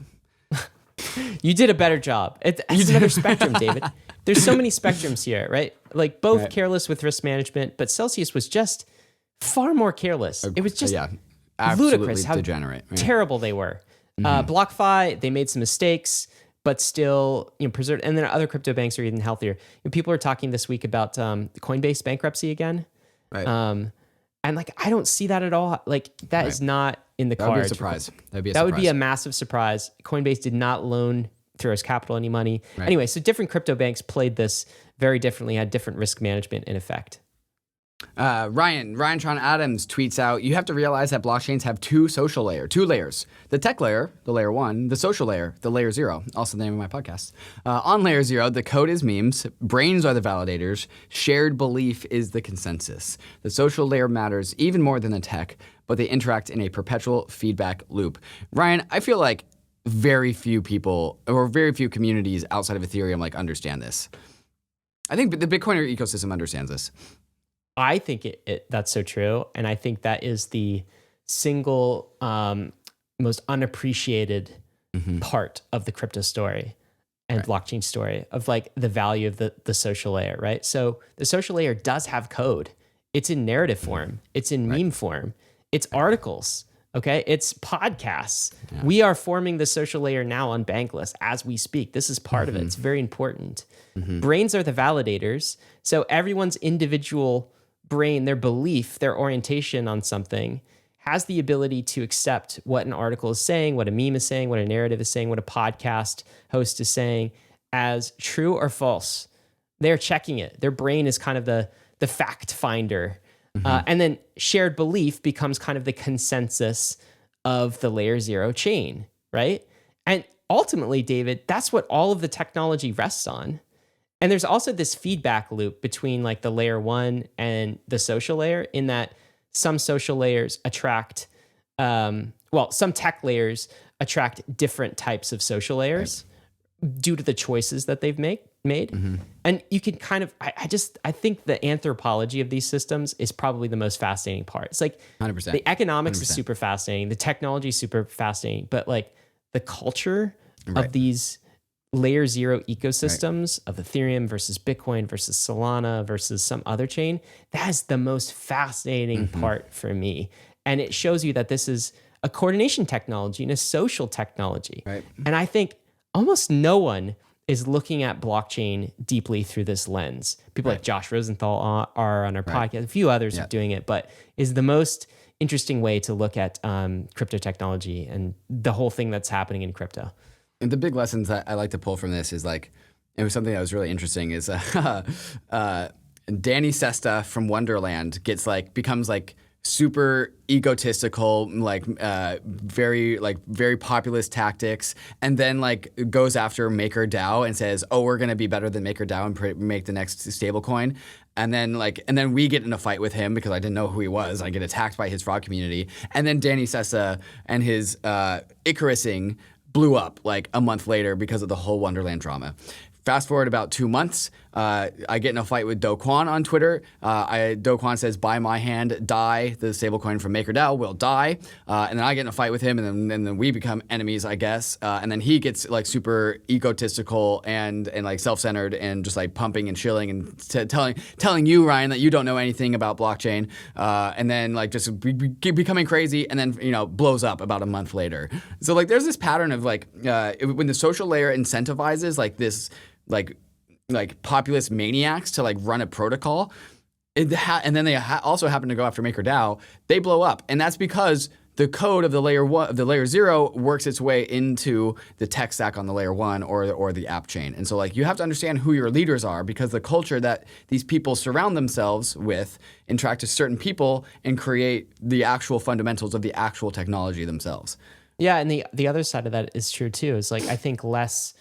A lot of people looked at the Terra design itself from a security model on upwards to the algo stablecoin model, and they said, "Oh, I'm not touching that. I'm going to build on a different ecosystem." And so the design of the layer 1 tends to attract a different layer 0. People who are just certainly in it for kind of more temporary, not thinking about these things, not thinking about the long term in that way. One of my favorite contrasts though is Bitcoin versus Ethereum, because these are bring in the Corey.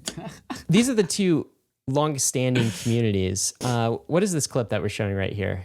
So this is the end of our Luke Grauman podcast, where he basically gives the Bitcoiner line that proof of stake represents fiat systems. And it's a fiat system, which just makes no sense. And a lot of macro experts, they're knowledgeable in macro. I would put Lynn Alden here. As soon as they start talking about crypto stuff, like it kind of breaks down.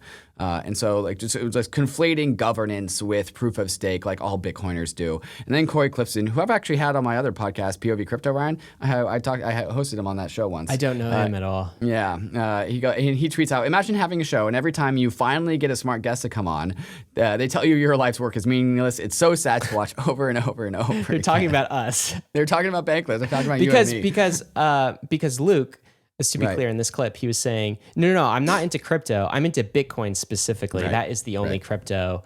Like, stop talking about other cryptos. My focus and the value here is actually Bitcoin. Corey, let's fight. Let's fight. What do you mean fight? Come on the show. You want to bring him on the show? Yeah, we'll host him on the show and we'll yell at each other. There you go. That's so I tweeted this out early in the week because I was feeling a lot of like a whole bunch of people piled on and talked about how dumb we are and all sorts of things, right? Which is pretty typical on Twitter. Right.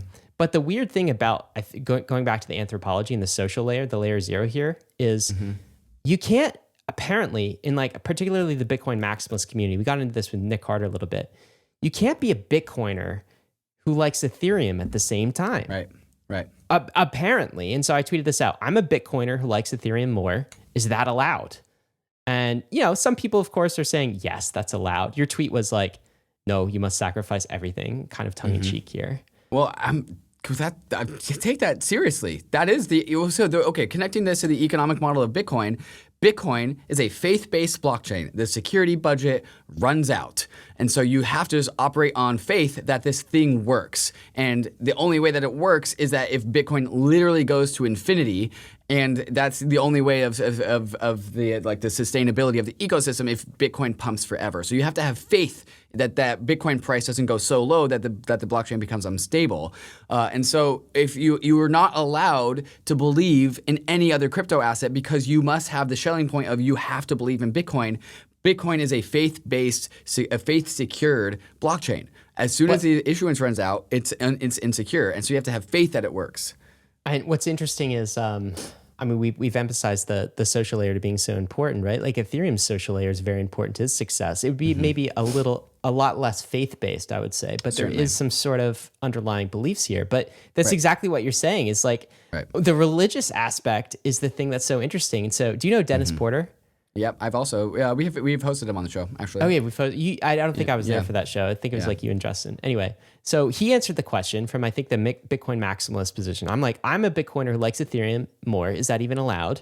Dennis Porter goes, that's like saying I'm a Green Bay fan, but I like the Bears more.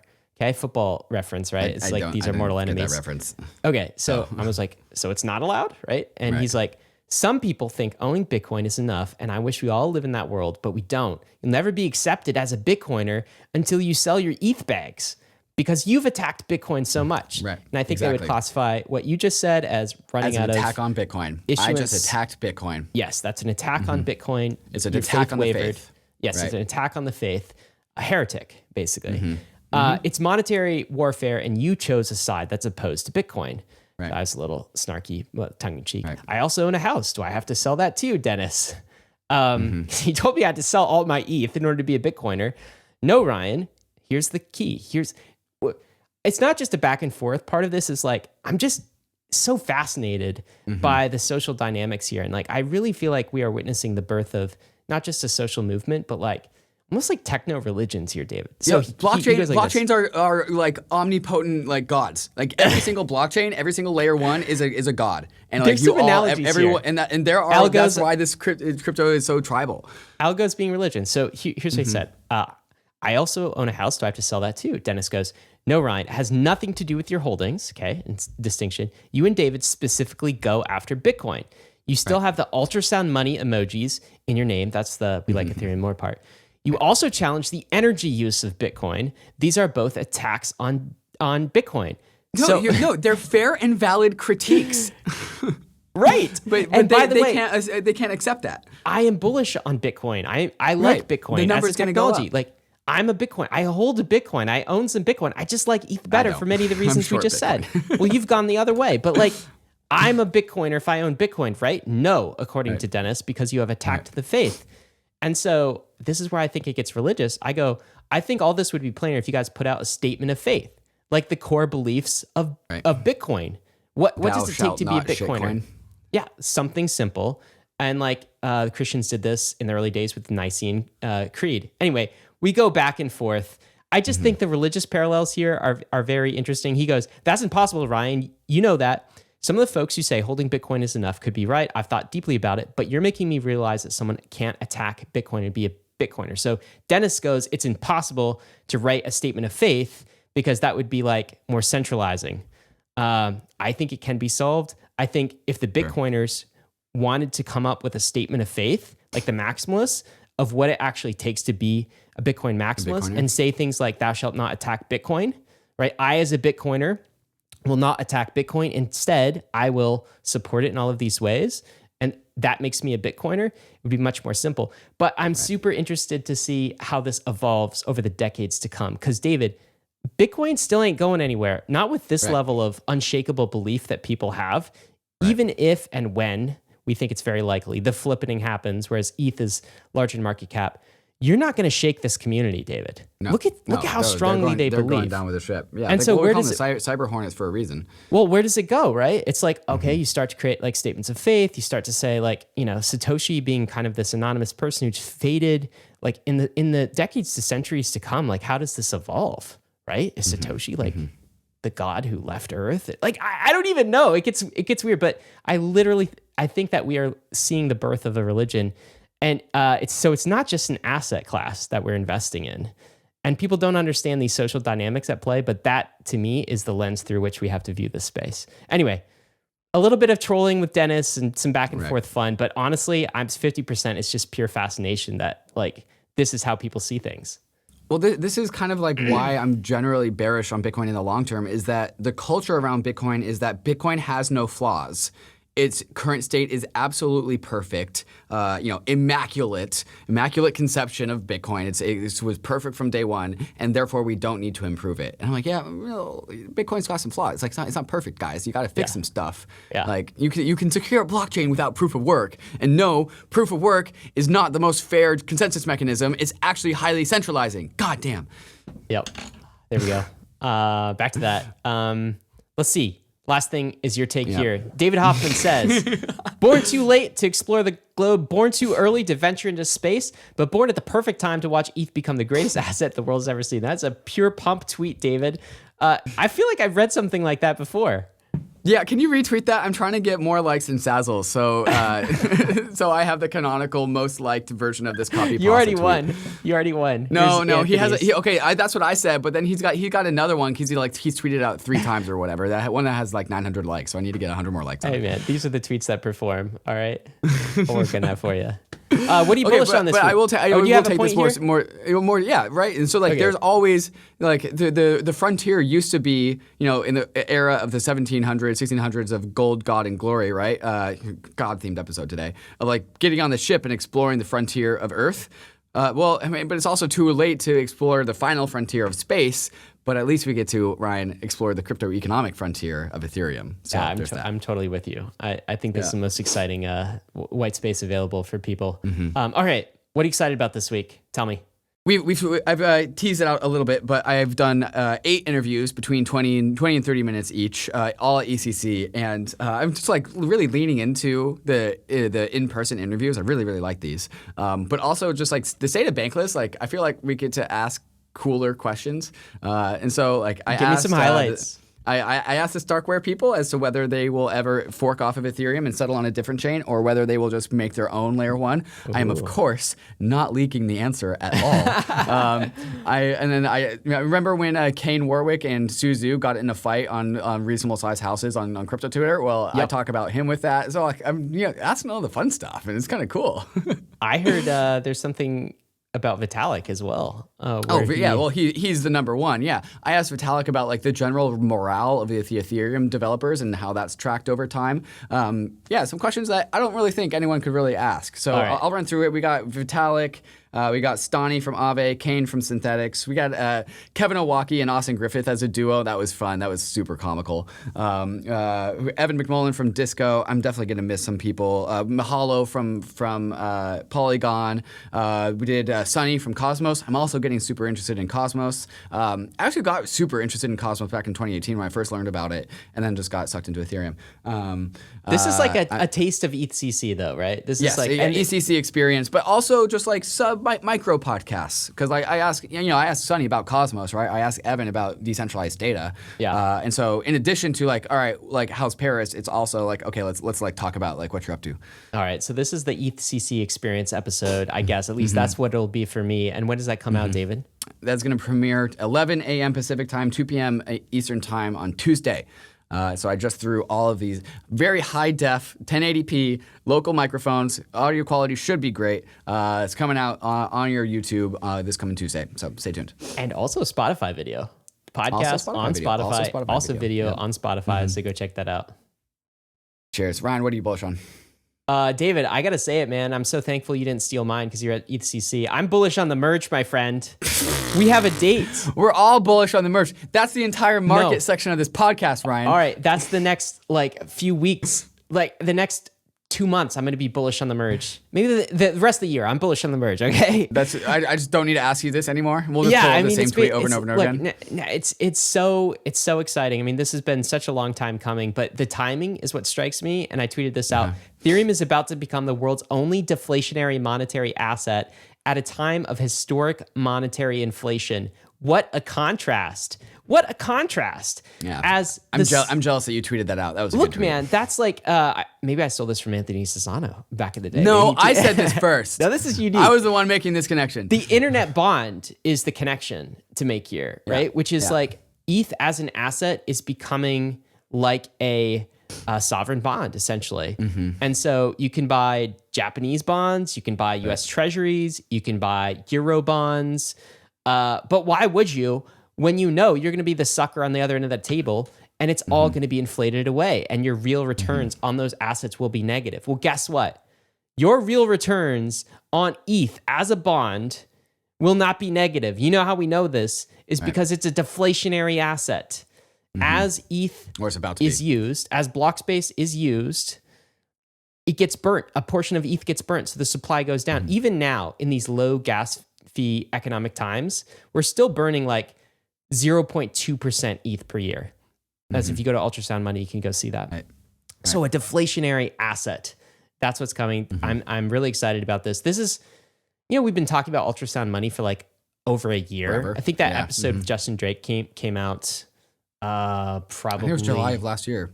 Yeah, no, it might have been earlier than 15 that. or 16 months ago, right? It's like over a year ago. And now we're finally here. We're about to get into Ultrasound Money. And I'm very excited about the economic benefits. Not going to scale ETH yet. That comes later. All the ZK stuff we've been talking about, that's a scalability strategy. But this is a massive economic upgrade. Not to mention, we get all the benefits of proof of work going away and the environmental narrative, all of these things. Attacked Bitcoin again. I attacked Bitcoin again at the end. Apparently, I'm not a Bitcoiner. I do not subscribe to the faith. It's going to be really sad when there's a couple of roll-ups ago, I had that tweet, is like how to become a millionaire, stick around during the bear market. Well, it's going to hit different when it's because we're all millionaires because the dollar got turned into it got turned into nothing. And so one Ether is $1 million because the dollar's worth a penny now. Like not like this. I want to be a millionaire, but not like this. Please God. All right, meme of the week. What do we got this week? Meme of the week. Song a Day Man, Jonathan Mann, who I've also had on the podcast. I've had goddamn everyone at the podcast at this point. He did a song with our job section. So he made a song about getting a job in crypto, and that is going to come up right after Ryan gives us the regular disclaimers that we usually do. Guys, if that doesn't pump you to get a job in crypto, then nothing will. Enjoy this song from the Song a Day Man. Of course, before we get there, though, I have to say risks and disclaimers. Crypto is risky. ETH and Bitcoin are absolutely risky. You could lose what you put in. You just said Bitcoin's risky. That's an attack on Bitcoin. I just attacked Bitcoin there. But I also attacked Ether in the same sentence. But we are headed west. Yeah, well, at least Ethereum isn't insecure and can take criticism. Stop this. This is the frontier. It's not for everyone. But we're glad you're with us on the Bankless journey. Thanks a lot. Get a job in crypto.